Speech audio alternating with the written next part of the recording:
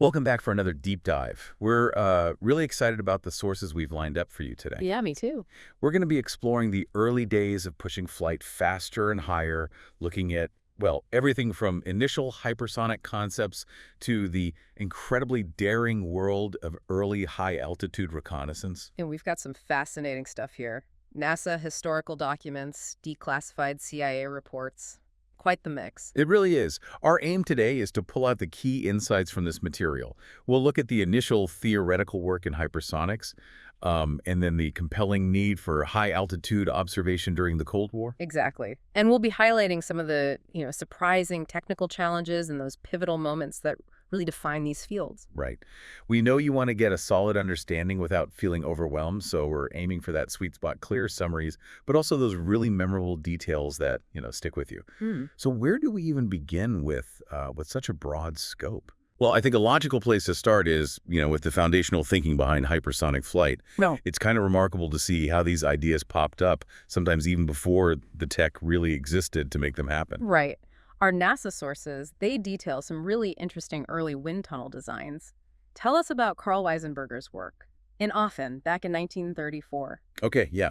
So Wiesenberger developed what was called a blowdown wind tunnel. Now, unlike the continuous flow tunnels they had then, which needed tons of power, his was intermittent. Intermittent, how did that work? It used a vacuum, basically, to suck air through a pretty small test section, maybe 4 inches across. And it managed to reach speeds of Mach 3.3. Wow, Mach 3.3. That's over 3 times the speed of sound. Exactly.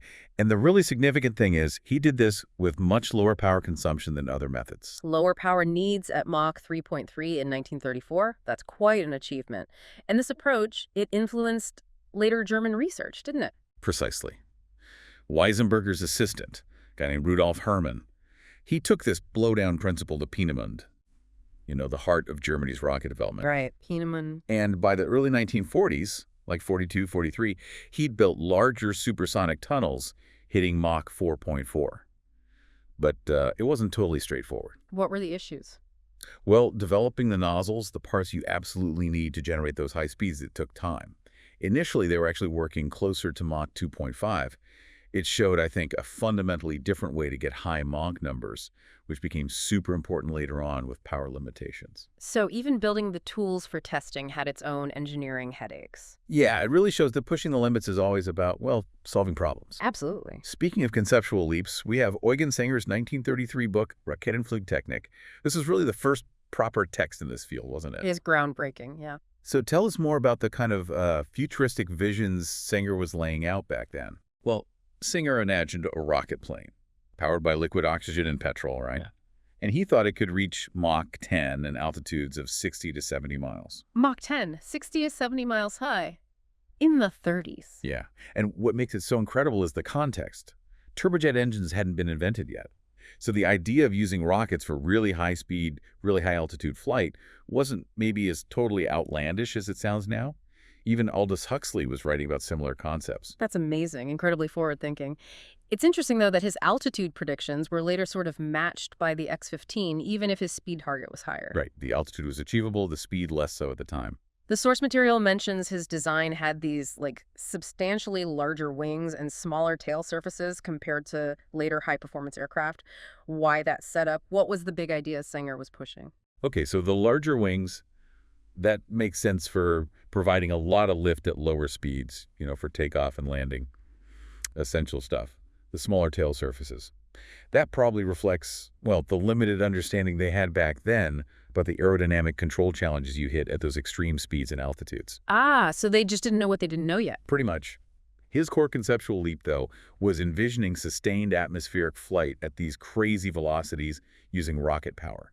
This was when conventional planes were puttering along much slower and lower. It really puts into perspective how much our understanding of aerodynamics evolved, thanks to programs like the X-15 and, as we're about to discuss, the U-2. Definitely. Okay, so let's transition a bit from the theory of hypersonics to a very real-world need, seeing what potential adversaries we're up to. This brings us to the dawn of high-altitude reconnaissance. Right. We've seen these incredible theoretical leaps in speed and altitude. Now, let's look at the actual drivers, the real-world needs that push the development of these technologies. Specifically, that pressing requirement for high-altitude recon. Exactly. I mean, the need to watch the enemy from up high, that's ancient military history, right? From guys on hills to hot air balloons in the American Civil War and Franco-Prussian War. And then aerial photography came along. Yeah, and that just amplified the strategic importance of getting that bird's eye view. And our CIA sources, they mention General Werner von Frisch predicting back in 1938 that aerial reconnaissance would be key to winning the next war. That shows this thinking was around even before WWII really kicked off. Indeed.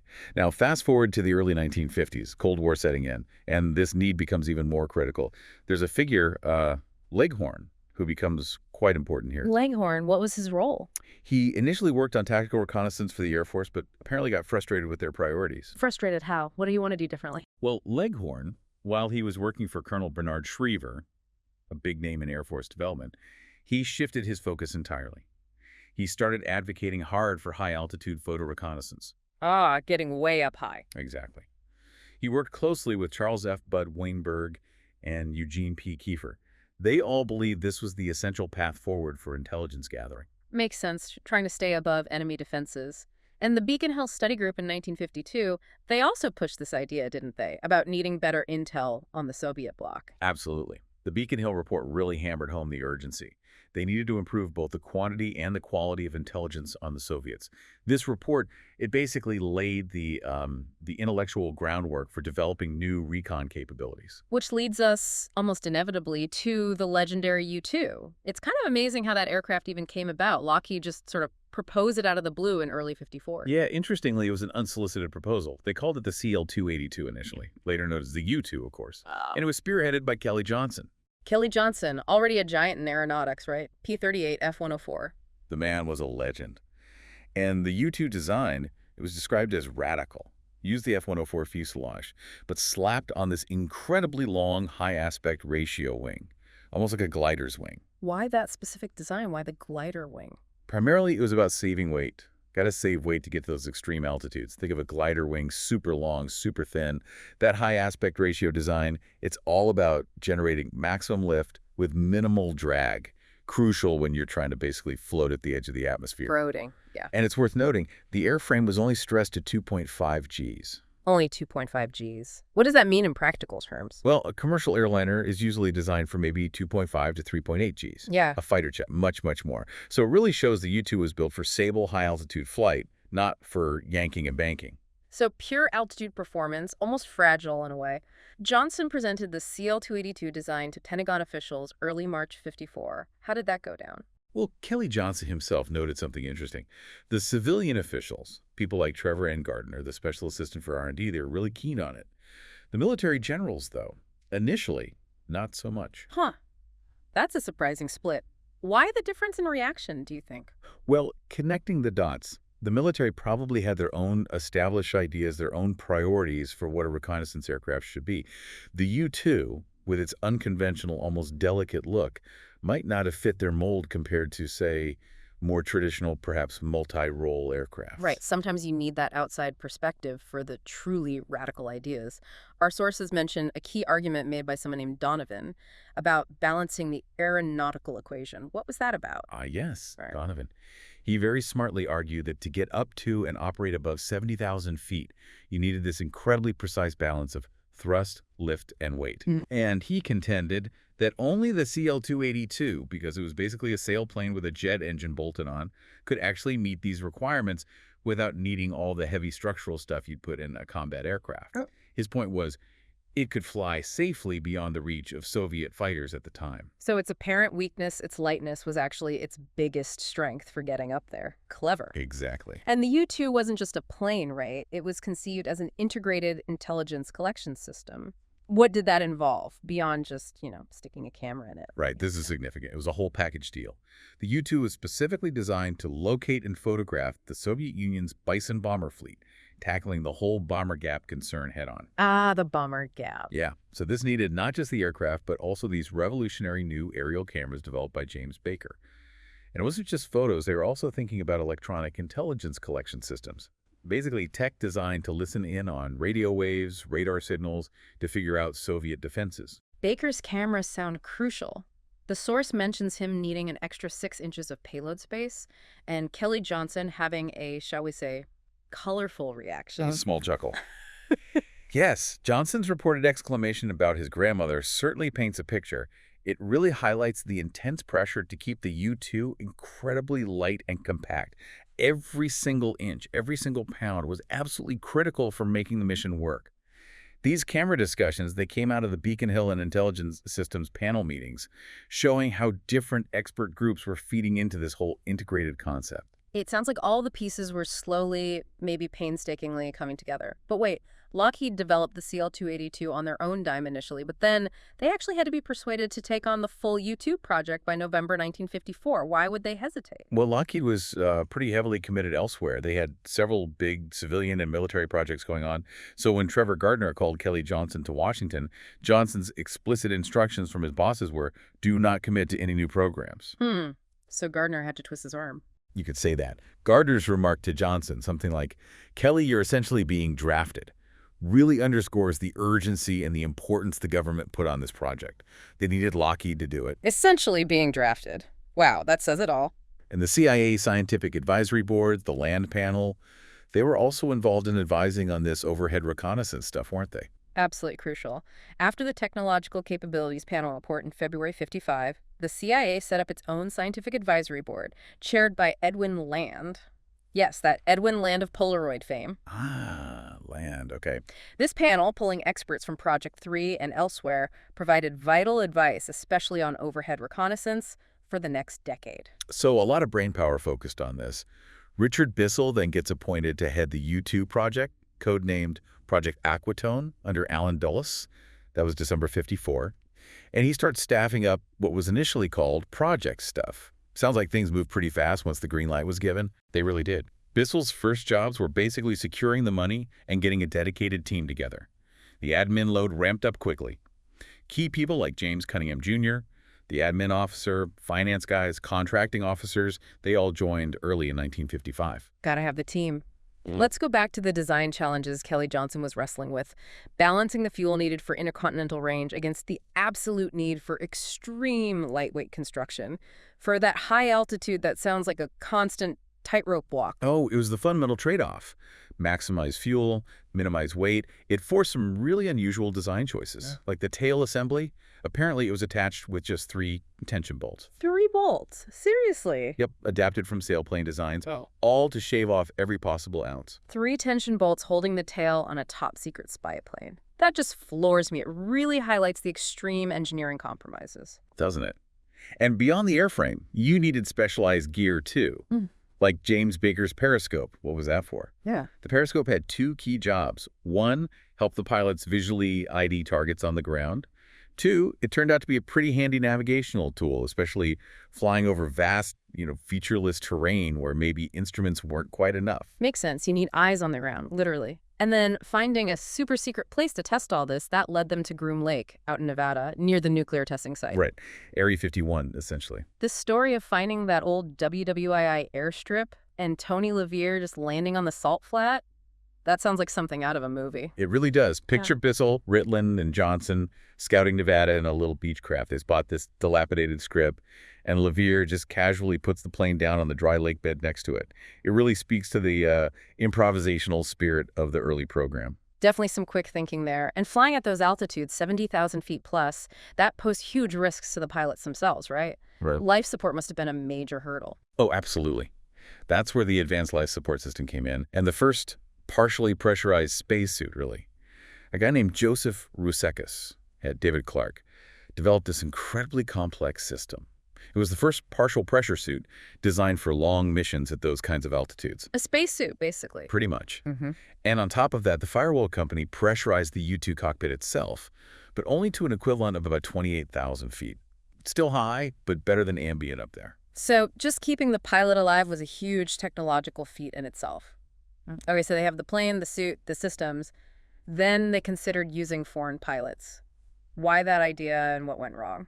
Well, the initial thought, classic intelligence thinking, was plausible deniability. It wasn't us. Exactly. If a plane went down or a pilot was captured, using non-Americans would theoretically insulate the U.S. government. But in practice, it was tough. How so? A lot of the potential foreign pilots just didn't have the right experience, especially with heavy, high-performance aircraft like the U-2, even if it was light for its size. Yeah. And then there were language barriers, big obstacles. So ultimately, Lieutenant Colonel Geary ended up training American pilots for these incredibly demanding missions. Yeah, language barriers and lack of heavy aircraft time.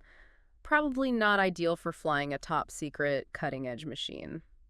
Detachment A eventually deployed to Lakenheath in the UK, then moved to Wiesbaden, West Germany, June '56, to start overflights beyond the Iron Curtain.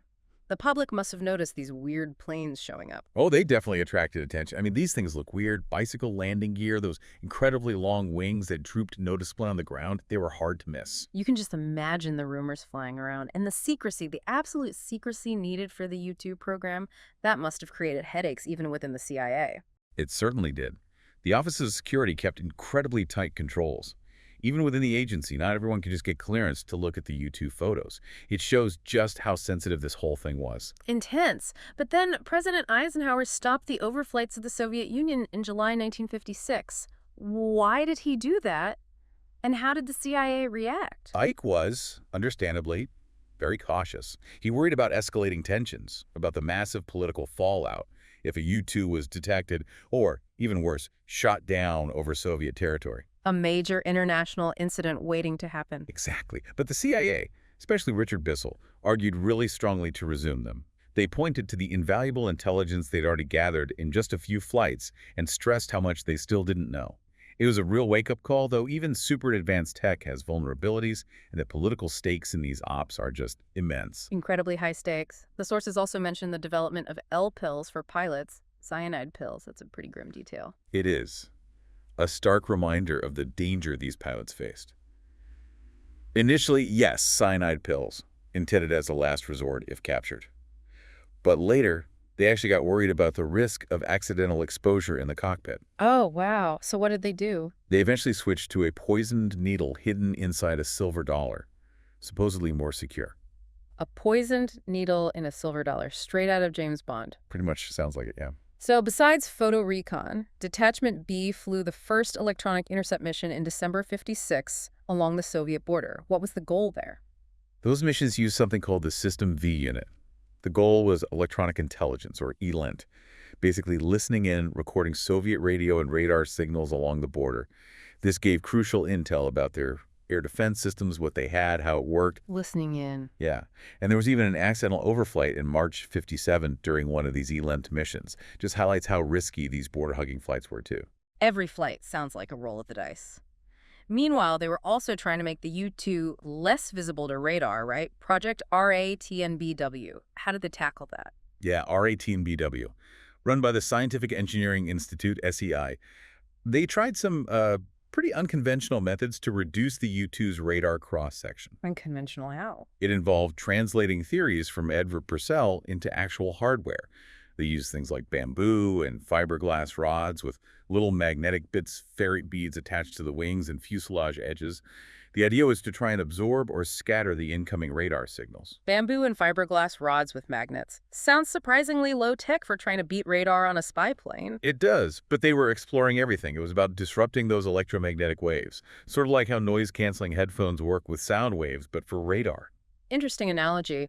Security was also a worry at the new base in Giebelstadt, Germany.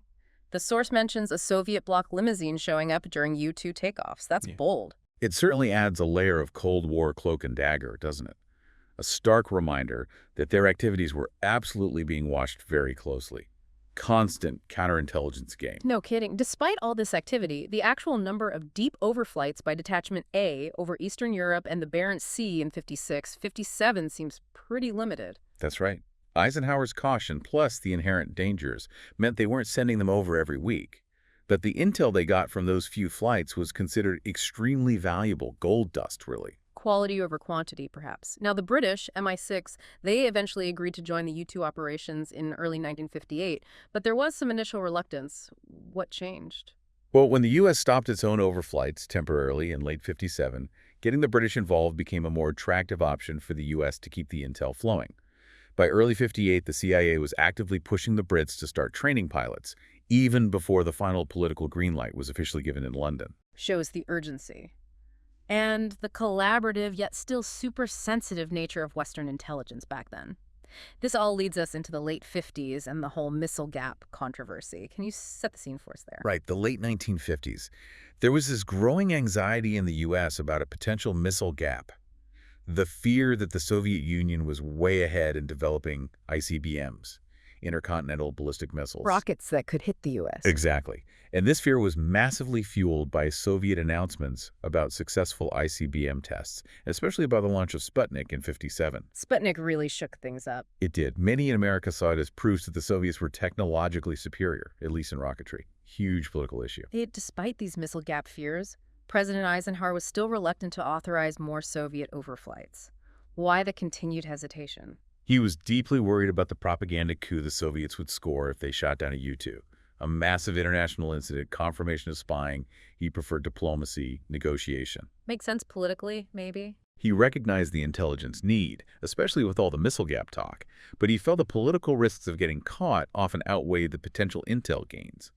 He actually tentatively approved some flights in April '59, but then pulled back again, hoping negotiations might work out. Always that balancing act. Critical intel versus massive diplomatic fallout.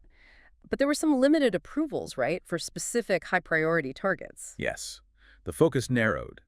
They approved flights targeting very specific locations that could provide crucial intelligence, like trying to find and photograph a known Soviet SS-6 ICBM site. This would help the photo interpreters figure out what these things actually look like from above. Pinpoint intelligence. This leads to planning some incredibly ambitious missions. Operation Time Step, overflying Novaya Zemlya from Greenland, and Operation Grand Slam, the first proposed transit of the entire Soviet Union, from Pakistan to Norway. Those sound unbelievably risky. Exceptionally risky. Time Step was aimed at mapping northern Soviet rail lines and facilities. Grand Slam was the big one, a complete south-to-north flight across the whole country. These plans really show the growing confidence, maybe even overconfidence, within the U-2 program about the plane's ability to fly undetected. Famous last words, perhaps. Which brings us to that fateful day, May 1st, 1960. Francis Gary Powers' U-2 shot down near Sverdlovsk. The source material points out an inadequate destructive charge on the U-2. Yeah, that's a critical point. And Kelly Johnson had even done an experiment showing that film from a burned-out plane could still yield usable images. That seems like a massive oversight. It really does highlight a significant miscalculation, maybe hubris. There's clearly an overestimation within the Development Projects Division about how effectively they could destroy the sensitive camera and film if things went wrong. Johnson's experiment was a stark warning that maybe wasn't fully heeded. And the aftermath was a total PR disaster for the U.S., wasn't it? Khrushchev played it perfectly, announcing the downing but not revealing Powers was alive. Which led the U.S. straight into the cover story of an stray weather plane. Right, a story that fell apart spectacularly once Khrushchev produced Powers and the wreckage. Khrushchev managed the information release masterfully, letting the U.S. dig itself deeper into the lie. It massively damaged American credibility on the world stage. So the Prettyman Board investigated the whole incident afterwards. What did they conclude about Powers' actions? The Prettyman Board did a thorough job. Extensive debriefings with Powers, background checks, a polygraph test, plus they had Kelly Johnson analyze the wreckage. Their main conclusion was that Powers was telling the truth about what happened during the shootdown. His account lined up with the physical evidence. Even though some people were skeptical initially. Yeah, apparently DCI McCone had his doubts at first. And there was a conflicting report from the NSA about the flight path, but the board ultimately wasn't convinced by that evidence. Their primary findings stood. Powers' story checked out. Interesting. And despite all the initial negativity surrounding him, the Senate Armed Services Committee actually commended Powers later, in March 1962. It is an interesting turn. I think it reflects a later, perhaps calmer, understanding and recognition of the immense pressure and danger Powers was under during that incredibly high-stakes mission. The whole Powers incident obviously had a massive, lasting impact. It changed how these overflights were approved, didn't it? Oh, profoundly. The somewhat informal approval process under Eisenhower was gone. It was replaced by a much more formal, much more rigorous system. Authorizations now had to go through a wider range of very high-level officials in the administration, much tighter control. Okay, let's try and wrap this up. What are the big takeaways from this deep dive into early hypersonics and high-altitude recon? Well, I think you see this incredible journey from Weisenberger's clever wind tunnel and Sanger's really far-out vision of Mach 10 flight that showcases the early ingenuity in hypersonics. Then you have the Cold War driving this urgent need for intelligence, which directly spurred the audacious development of aircraft like the U-2. They were dramatically pushing the known boundaries of flight. Yeah, pushing boundaries in completely new ways. And as we've seen, that push wasn't without huge risks and, well, pretty significant consequences, like the Powers shootdown starkly showed us. We've definitely hit on some surprising facts today. Sailplane tech in a spy plane, poisoned silver dollars. Absolutely. And it kind of like leaves us with a final thought for you, the listener, to maybe chew on.